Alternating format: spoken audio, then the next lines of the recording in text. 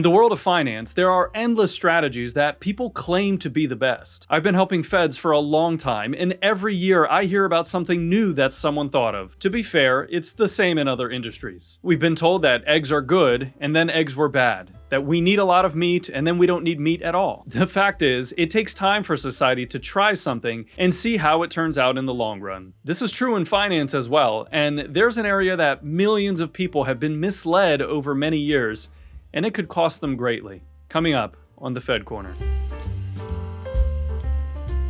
One of the very first things that people learn about investing is that compound interest is your friend. And it's true, the power of compounding is what helps us to grow our money to sums far greater than we'd ever be able to save ourselves. In fact, Albert Einstein once said that the power of compounding is the strongest force in the universe. Enter the pre-tax retirement account. If you get to defer your taxes and not pay it today, then that means larger sums of your money gets to be subject to compound interest. And in theory, over time, that account gets to grow to larger sums overall.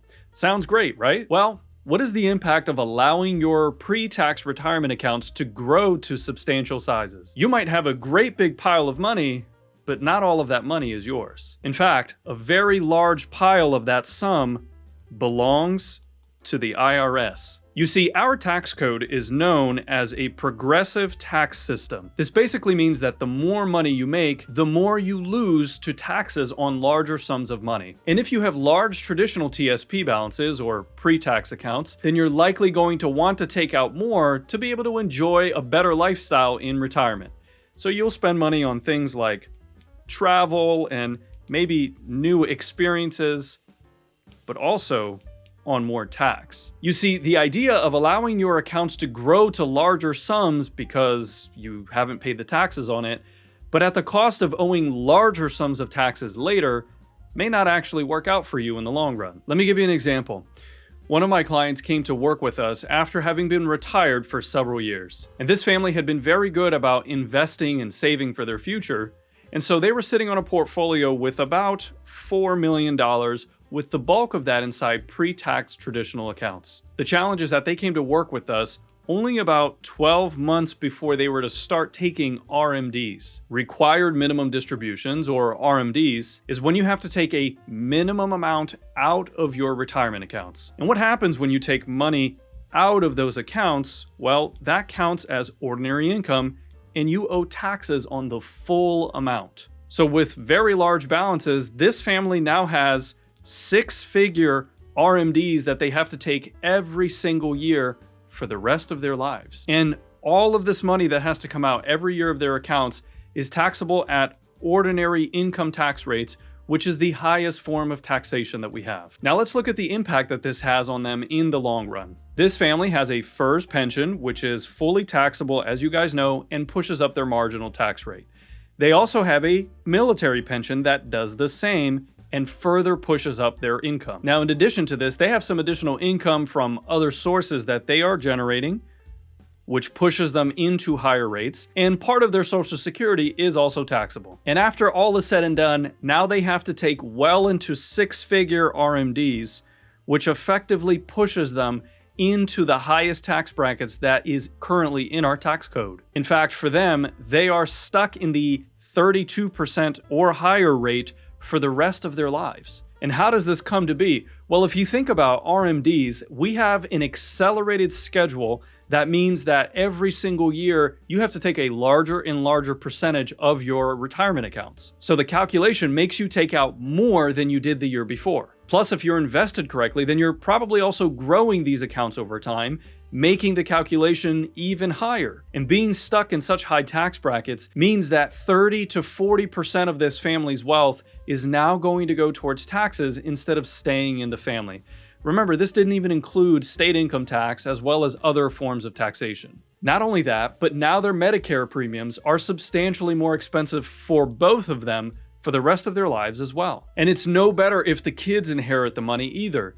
Think about what age people are typically in when they're inheriting from their parents.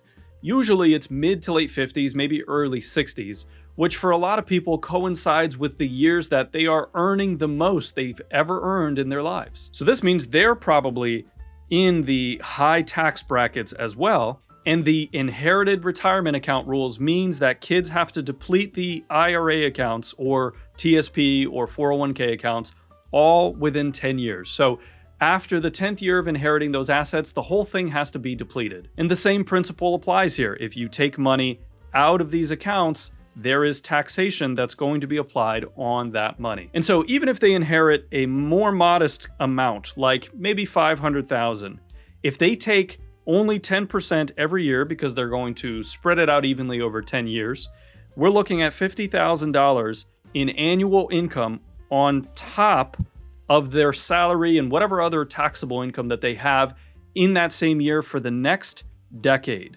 And for a lot of families, we're noticing that this is also causing the kids to be stuck in a higher tax bracket for a full decade. Think about how much of that inheritance now, again, no longer stays in the family and instead goes towards taxes. Well, this has been a rather depressing episode so far, but let's fix that. If you've saved in pre-tax or traditional retirement accounts your whole life, that does not mean that you're out of luck. There's some really great planning that you can be doing along the way that totally changes the course, especially if you're still in early retirement, or better yet, you haven't retired yet. But before I give you the good news, will you help us spread the word to other federal employees who also need to hear this? One way that you can do that is by hitting the like button on this video, or you can share it with somebody that you think might find it helpful.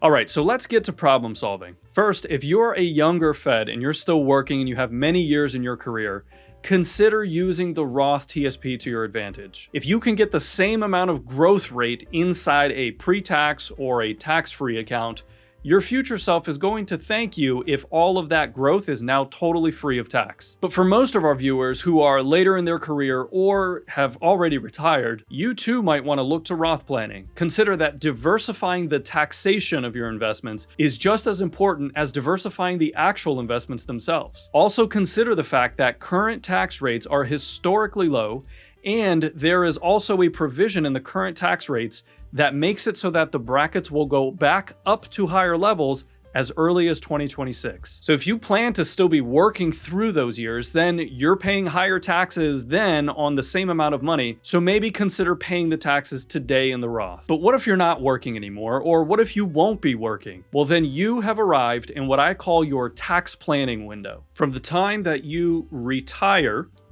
all the way through the years that you have to start your RMD, this is what we call a tax planning window. This is the window of time to do some of the most valuable financial planning you'll ever do for your family. At this point, you've hopefully accumulated a substantial amount of wealth for your family, and now you've got a period of time to think about how you're going to start addressing taxes and figuring out how do you create your income in retirement to keep the taxes as low as possible so that your RMD problem is not going to come back to bite you. The more you have saved, the greater the economies of scale comes to play in terms of the value you're going to receive from this kind of planning. The idea is that when you stop working, your income goes away. Obviously, you don't have a salary anymore. You do replace some of that with your FERS annuity, which kicks in, but for most retiring Feds, we don't see that they're old enough for Social Security yet or until it makes sense, so we'll just leave that out for now. Liabilities are probably close to being paid off or maybe reduced at this point, which means your cash burn rate, or the amount of money that it requires to live day to day, may not be as much as what you were earning when you were still working. And this could mean that you still have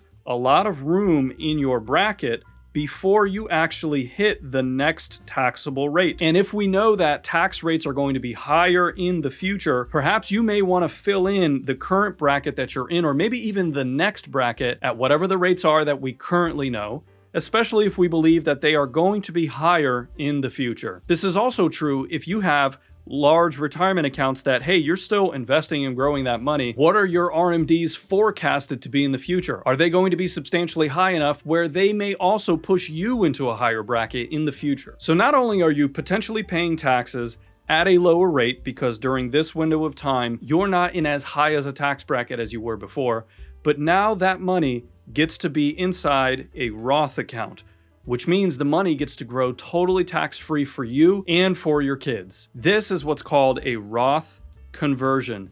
Many families are implementing this strategy to their future benefit because they're looking at the planning and the forecasting is showing that they're projected to pay more taxes in the future versus the devil we know today. Traditional wisdom has always indicated, why pay taxes today when you can pay taxes tomorrow? Well, if those pre-tax accounts are going to continue growing because you're doing your job right, and then eventually you're forced to take out minimum amounts every year, then taxes later may actually mean that you're paying more taxes overall. And that's the key here. What is your expected lifetime tax liability, and how much more wealth can you keep in your family by implementing some of these strategies? Some of our clients have been projected to save hundreds of thousands in estimated tax payments throughout the course of their retirements just by properly implementing some of these strategies in early retirement. And if you want to see an example of how this works in a real client's retirement plan, then this video on the screen is the next one that you need to watch. And then make sure to subscribe to our channel if you haven't yet. Until next time, stay wise and stay wealthy.